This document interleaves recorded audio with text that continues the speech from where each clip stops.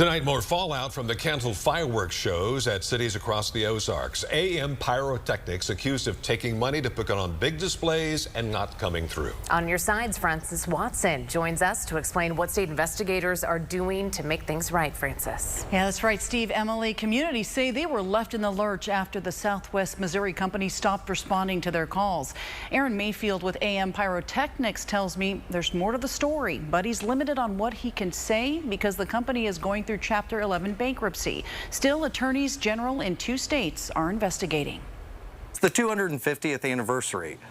We were planning on having just a blowout. Cities across the Ozarks, including some in Arkansas, were counting on AM Pyrotechnics to provide those blowouts with a spectacular fireworks show. But they say the company never delivered on the services paid in full. The panic kind of set in Friday evening when we realized that they were not responding to us. Complaints have been filed with the Arkansas State Attorney General. A statement from Tim Griffin's office reads, quote, "This matter was brought to the attention of Attorney General Griffin, and he immediately opened an investigation. The investigation is active. Communities should exercise caution when contracting for large purchases and require references, financials, and proof of prior performance, for example," end quote. Missouri Attorney General Catherine Hanaway says her office hasn't received formal complaints yet, but she says she's looking into it. Hearing it in news reports has gotten us started a little bit, but it'd be very helpful if they reached out directly. Hanaway says her office is working to determine the next steps. If we find some evidence that they violated our Merchandising Practices Act, which boils down to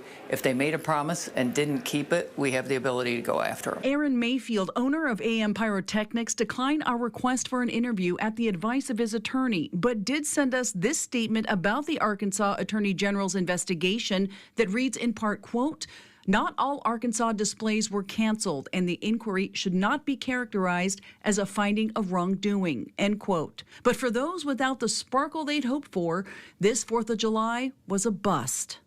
It really is emotionally, it's a sad point in time.